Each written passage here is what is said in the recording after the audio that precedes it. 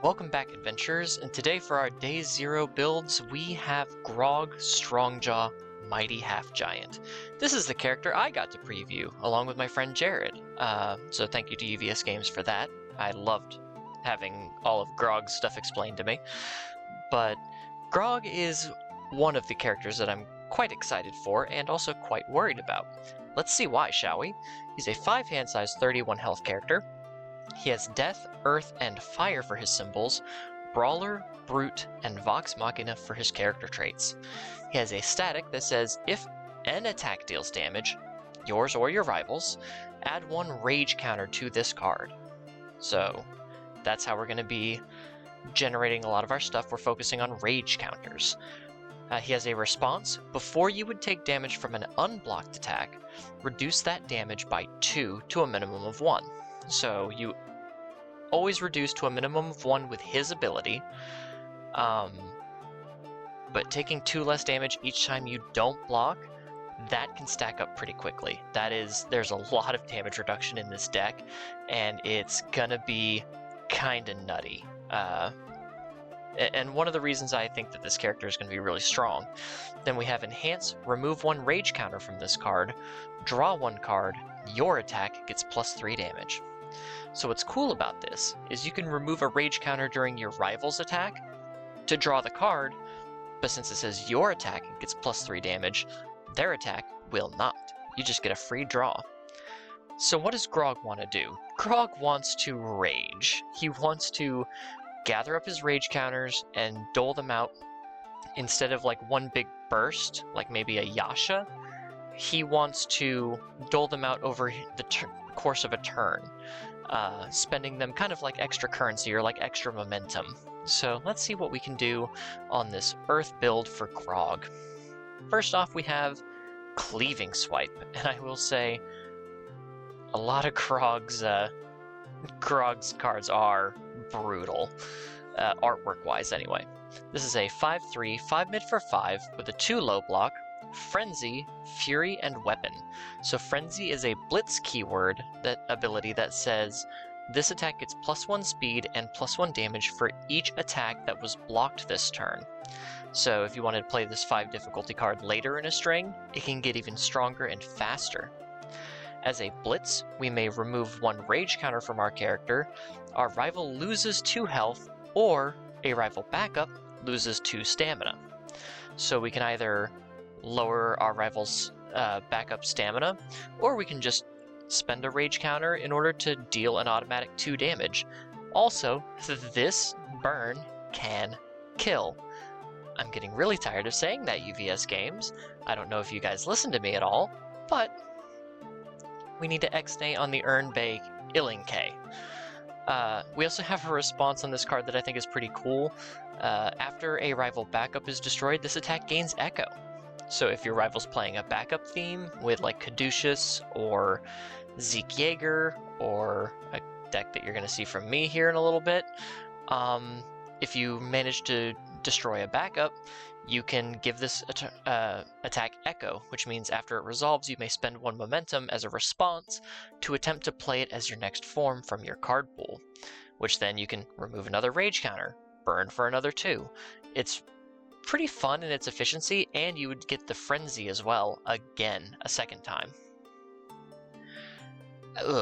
Next we have Rip Apart. This is a 4 difficulty, 3 control, 3 mid for 6 with a 2 mid block. It has combo Fury and Fury, so in order to use the combo response this time, the card immediately preceding this card in your card pool has to have the Fury keyword. So we have Blitz. If there are 2 or more rage counters on your character, this attack gains Throw. So Throw is a static keyword ability that says even if this attack is completely blocked, it still deals half damage rounded up. So just making sure that you give it Throw and then you spend a rage counter to give it 3 damage and draw a card, that's a 9 damage Throw. It's a 3 mid 9 damage Throw on a 4 difficulty attack. There is a 0 speed 9 damage Throw in the original Attack on Titan set, and it's a 6 difficulty. So to be able to have a 3 mid 9 Throw on a 4 difficulty is great. And then we have a combo response. After this attack deals no damage, your rival flips 1 ready foundation. So this is to say, maybe I don't have the rage counters to give this throw. Maybe you have a way to reduce my damage to 0. Maybe you have a way to prevent throws from dealing damage. This is going to say, cool, you're going to flip 1 ready foundation then. Just a little bit of anti-throw. So, kind of fun. Next we have Grog's secret rare, Grog's Rage. A 5/2, 6 high for 6 with a 0 mid block, which is an amazing block modifier. We have Powerful 2 and Fury and Weapon. Powerful 2 is an enhance ability that says you may spend any number of your momentum, and for each one you spend to activate this ability, you're going to get +2 damage, which is awesome. As a blitz, we may sacrifice 1 foundation. We may remove rage counters from our character as though we were spending momentum to pay for this attack's powerful ability. That just says, I have 6 rage counters, cool, I'll sacrifice a foundation. When I powerful 2, I'll remove all of my rage counters and get like 12 damage, turning this into a massive bomb. And as another blitz, we have add 1 rage counter to your character. Then, if there are 5 or more rage counters on your character, this attack gains stun 2, which stun 2 should be in yellow there, because it is an enhance ability that says your rival commits 2 foundations, making this 6 speed move even harder to block, especially if you're pouring all of your rage into this one massive hate bomb. Next we have Zealot's Advance, which is probably one of the most gorgeous cards in this entire set, and it's an uncommon. This is too gorgeous to be an uncommon and not have some sort of hollow variant to it. So this is a 4 difficulty, 3 control, 3 high for 5 with a 1 mid block, Fury and Weapon as its keywords. Response, remove 1 rage counter from your character. After this attack receives a damage bonus, it gets +2 speed. So, like I said, Grog doesn't want to, unless you're using like Grog's Rage, the character himself doesn't really want to pour all of his rage into 1 bomb. So to be able to dole it out with cards like Zealot's Advance, you know, you're gonna remove 1 for Grog's ability to give it 3 damage and draw a card. Then you remove another one to give it 2 speed, making this a 5 high 8 on a 4 diff, which is really good stats. And then if you have another way to give it like +1 damage, cool, I'll remove another rage counter, give it another 2 speed.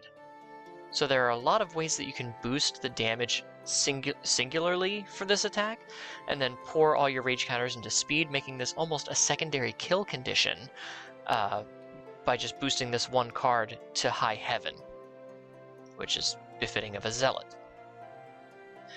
Next we have Besiege. This is a Attack on Titan card that sees a lot of play. It's a 3 difficulty, 3 control, 3 mid for 4 with a 1 mid block. Charge and Fury are its keywords. As a blitz, this attack can only be blocked by cards with a printed block modifier of 3 or greater. So, being such a low difficulty move with such a high block cost means that you can pour a whole bunch of damage onto this at the end of a string, and your rival is probably just going to have to eat it. It's ridiculous. And then we have a Deadlock Blitz, which can only be played if our rival has at least 11 foundations in their stage, but Deadlock Blitz, this attack gets +4 damage, becoming a 3 mid 8 on a 3 difficulty move, not including Grog giving it 3 damage.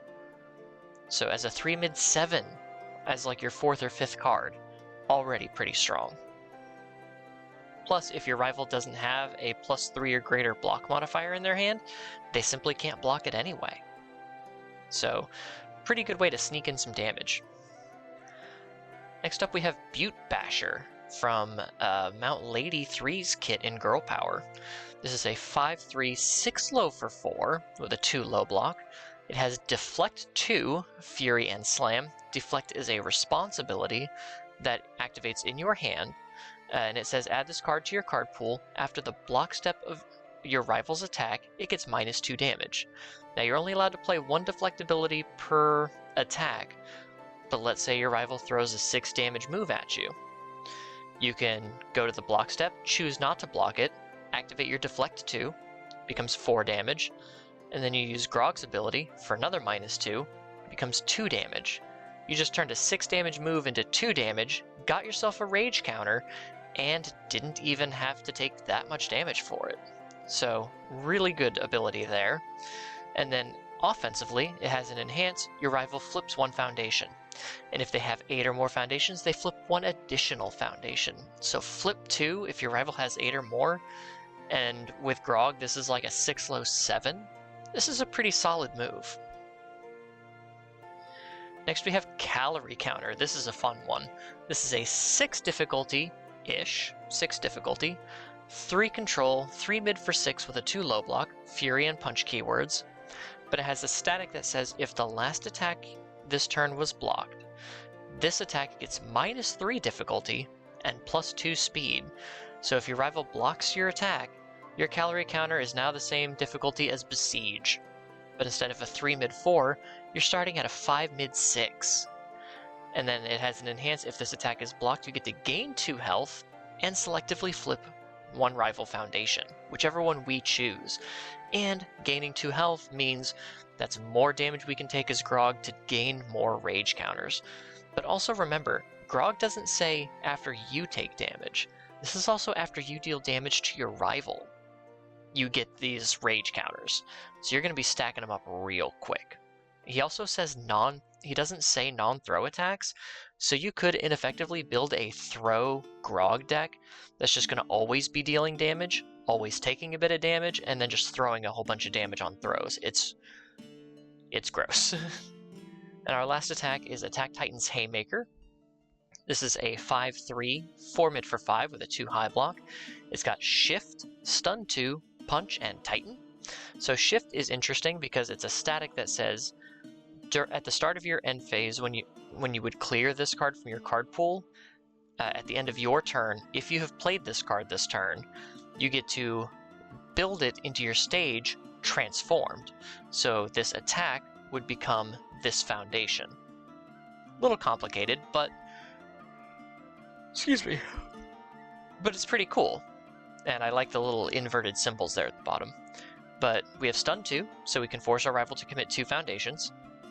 And then as a blitz, this attack cannot be blocked by cards with a printed difficulty of 2 or less. Meaning your rival's going to have to either block with a really good foundation or with an attack. If not, this attack is just going to go unblocked. That's just how it goes. And it wears the +3 damage from Grog really well, so a 4 mid 8 that usually can't be blocked, pretty solid. And when it transforms, it becomes this unique foundation, Aaron's Determination, which says enhance, mill 1, your attack gets +1 damage, and if you have 10 or less health, it gets +2 damage instead. We are going to be taking a lot of attacks, so we are going to find ourselves in that low half health range. We are, 31 starting? So if we take 21 damage, we're probably killing someone at that point. But if for some reason, we get down to that level, we could just mill for extra damage. Onto our non-attack cards. We have our assets. We have Titanstone Knuckles. This is a 3/5 with a 2 low block. It has Deflect 3, that defensive keyword that reduces damage of unblocked attacks again. Unique, Vestige, and Weapon. I should clarify, you are allowed to block and then use Deflect, but it reduces the damage of the attack and not the damage taken, so it's a really weird math situation. You'd really only want to deflect when you don't block. It's just so much simpler. But as an enhance, we get to commit 1 foundation. Our attack gets +2 damage, and stun 1. So more damage, more forcing down of our rival's foundation so they can't block our huge moves. That's pretty solid. We have a response to commit this card. After this attack is blocked, destroy 1 rival asset, and your rival flips 1 foundation. I don't know if that's supposed to be an enhance, because it says after this attack, but I guess that means you can do it after you block an attack as well. You can destroy a rival asset and force them to flip a foundation. But I also like this Brawler Brute enhance. So we can only play this if we are a Brawler or a Brute. We are both. We commit this card. We may attempt to use this card's deflect ability from our stage instead of from our hand during this attack. So if we just need a little bit of extra -3 damage, we can play this deflect from our stage to take 3 less damage. Pretty solid. Next, Takoyaki. This is a 1/6 with a 2 high block. It says Enhance Destroy. This attack gets +2 or -2 damage. Draw 1 card. So we could give it -2 damage and draw a card, and then -2 damage with Grog. And then -3 damage with our Deflect from Titan Stone Knuckles. There's so much damage reduction in this deck, it is insane. There's a response here, but only if we are Fat Gum, Amajiki, or Kirishima. We are none of the 3, so we do not have to worry about that response. On to actions, we have I Would Like to Rage. This is a 3/5 with a 2 mid block. It's an action with the Fury keyword, which means it combos with Rip Apart, which is really cool. As a static, the first copy of I Would Like to Rage that you play each turn does not count towards progressive difficulty. Now, this doesn't mean just for its own abilities. If you block with I Would Like to Rage, that block does not count towards progressive difficulty if it's the first copy of I Would Like to Rage that you play that turn. As a form ability, so anytime during your turn in which you could play an attack from your hand, that's playing a form. So, as a form ability, you can activate I Would Like to Rage. You add 1 rage counter to your character for each one of your momentum and draw 1 card. So not only does it replace itself, you get a whole bunch of rage counters if you've got a whole bunch of damage, or momentum, so that's really good. And then enhance in your card pool, that's what the brackets mean, is you can only use this enhance while this card is in your card pool. You remove it from the game, your Fury attack gains powerful 3. So that's what you can use with all your momentum after getting a whole bunch of rage counters, and then dump it onto something like Besiege or Attack Titan's Haymaker, which probably won't be blocked at that point. So just a really cool way to finish off a game with this ridiculous card, and I would love to see what the alternate art of this card looks like. Next we have Referee Jury. This is a 2/4 with a 2 mid block, the ally keyword. It says enhance, change this attack's damage to 4. If it deals damage, draw 1 card. So you change your rival's attack's damage to 4, then you don't block it, use Grog to reduce it to 2, and then you draw 1 card. It's easy peasy. And then response in our card pool, again, in brackets, which means you can only use this response if this card is already face up in your card pool. You flip Referee Jury and commit 1 foundation. After your rival plays any enhance ability, they commit 1 foundation. So a little bit of trading foundations back and forth, trying to slow your rival down so that they have less resources to kill you with and less resources to defend themselves with. Really, really cool. Onto foundations, we have Bellow of Rage. Grog looking like an absolute madman. It's a 2/5 with a 2 high block. Response, remove, spend 1 momentum. After your combat phase begins, draw 1 card.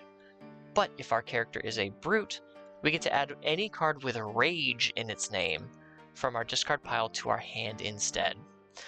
So, in our deck, we can grab Grog's Rage, we can grab I Would Like to Rage, we can grab another Bellow of Rage if we wanted to, Unyielding Rage, and I think that's it. I think that's it for this deck, for this choice that I made. It's mainly here for us to spend a momentum and grab I Would Like to Rage so we can start that, or finish with that if we wanted to, or if we wanted to pick up Grog's Rage for a big bomb. But that does say after our combat phase begins, so we would just have to worry about that. Next we have Stoic Enmity, a 1/6 with a +4 mid block. As an enhance, we sacrifice this card. This attack gets -1 damage, and we add a rage counter to our character.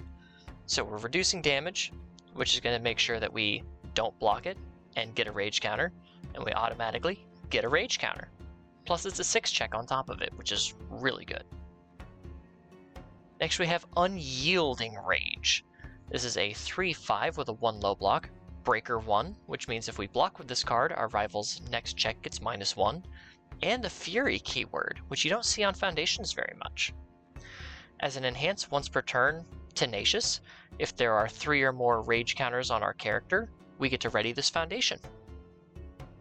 That's just 100% solid, because we can use this on our turn and our rival's turn because it does not flip itself. So we commit it to pass a check, then we ready it on our turn, then we commit it to pass a check on our rival's turn, and then we ready it on our rival's turn.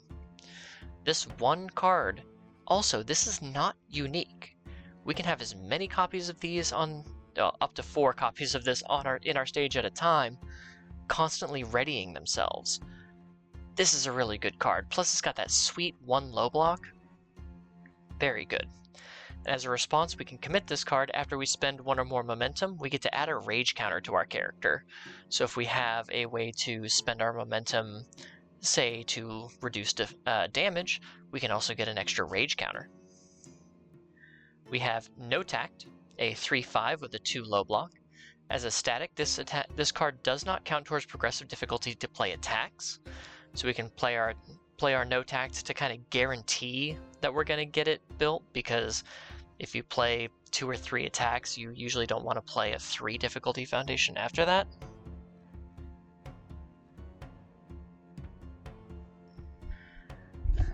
Hearing things. So you could play this, then play your attacks without worrying about your progressive difficulty. As an enhance, we flip this card. This attack gets +3 or -3 damage, only playable if a player has taken damage this turn.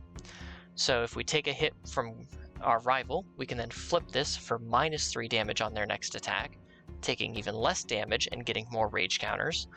Or if they take a hit from us, we can make our next attack even stronger. Up next, Pull from Danger. This is a 1/4 with a 3 high block. As an enhance, we flip this card for -3 damage on an attack. That's just good. And then as a deadlock enhance, if our rival has 11 or more foundations, we commit this card to give our attack stun 2, which just forces them to commit 2 foundations, which is really good. Next, Titanic Combat, a 2/5 with a 3 low block. As a response, we commit this card. After we take damage from an unblocked attack, which we're likely going to, we build the top card of our deck face down committed, so we have more foundations going into our turn. And then during our attack, we can commit this as an enhance. This attack gets +2 damage, and we force our rival to commit 1 foundation. So again, making our attacks harder to block, making our rival lose their resources so they can't defend themselves as well. Up next, we have a cheeky Dragon's Fortitude. Grog's not a dragon, but he can work with it. This is a 2/5 with a 2 mid block and the Deflect 2 ability. So again, we can add this card from our hand to our card pool after the block step of a rival's attack to give it -2 damage. Pretty good. But also we have this Tenacious Enhance. Spend 1 momentum. This attack gets -3 damage. So -3 damage from this, -2 damage with Grog, and if we spend a momentum and we have Unyielding Rage, we can commit that to gain more rage counters. Just so good, so powerful. Speaking of powerful, we have Beneath the Armor, a 2/5 with a 3 low block. Once per turn, as an enhance, we can flip any foundation in our stage to give any attack +2 or -2 damage. It's usually going to be for the minus. We're only taking 1 or 2 damage every attack. At least that's what we're going to be trying to do. We have Weapons Clash, a 2/5 with a 3 high block. Enhance, destroy 1 face down foundation. This attack gets -2 damage to a minimum of 1. And also as an enhance, we can flip this card to build the top card of our deck face down committed. So with this and Titanic Combat, we can just build a whole bunch of cards in our stage to really get ready for our final push, while we're also just destroying our face down foundations that are extra, maybe committed, to get more damage reduction. Speaking of, Toughest Punk in junior high. I can only imagine what Grog would have been like in junior high. But this is a 2/5 with a 3 mid block. As a response, we flip this card before we take damage from an attack. Reduce the damage we would take by 3. So, if we wanted to take 1 damage, we could do Toughest Punk reduce by 3, and then Grog reduce by 2, maybe leaving it at 1. Or if we needed to take absolutely no damage, we would use Grog first, -2, and then the Toughest Punk reducing it to 0, because Toughest Punk in Junior High does not say to a minimum of 1. Next we have Warm and Bubbly, a 0/5 with a 3 mid-block. As an enhance, we flip this card. If we have taken damage this turn, this attack gets -2 damage. So we took a hit, we can flip this, take less of a hit. Like I said, so much damage reduction. Like with Heroic Endurance, which I believe Grog would have. A 2/5 with a 3 mid-block. Enhance Commit, this attack gets -2 damage. Enhance Remove Tenacious, so playable while committed, this attack gets -2 damage. This single card, plus Grog, is -6 damage to any attack from one foundation and your character. That's nuts. That is nuts. And lastly, we have What is a Symbol? A 2/5 with a 3 high block, the Pro Hero Breaker keyword, so if we are a Pro Hero, which we are not, we would get the Breaker 1, but we're not, so we don't. But once per turn, we can remove 2 foundations from our discard pile. This attack gets +2 or -2 damage. And that, my friends, is the Day 0 build for Grog. This man is a beast. He is just here to take hits and dish out pain. And I'm absolutely for it. If you are a new player, I understand that with like Attack Titan's Haymaker and Referee Jury, this is kind of one of my more expensive Day 0 builds, but I was really wanting to focus in on like a Fury package, and I was running low on attacks. And Referee Jury is just really good to show off how powerful the damage reduction in this deck is.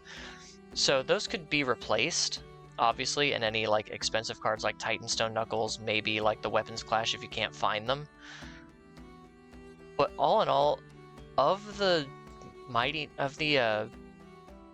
Critical Role characters, I think Grog and Pike are probably the best characters for new players. They are very simple, very straightforward, and also pretty good. I mean, a lot of people have been saying, you know, they're mid or they're just too simple. But honestly, simplicity can have its own beauty. I mean, you just have your one simple game plan, and you can pour everything into it to maximize that game plan. Or you say, look, it's a simple game plan, I'm going to focus mostly on it, but I also have like my background cards to protect me while I focus on my simple game plan. You don't have to worry about complicated maneuvers, you don't have to worry about, you know, big combos or finding the right pieces. It's just, I'm going to swing until one of us is dead. And with Grog and Pike, I think those are the two characters that are the most new player friendly in this set. So go ahead and pick up Grog and see if you would like to rage. If you enjoyed the deck, please leave it a like and consider subscribing if you haven't already. I'd really appreciate all the help I can get. And I will see you guys in the next one. And until then, safe travels.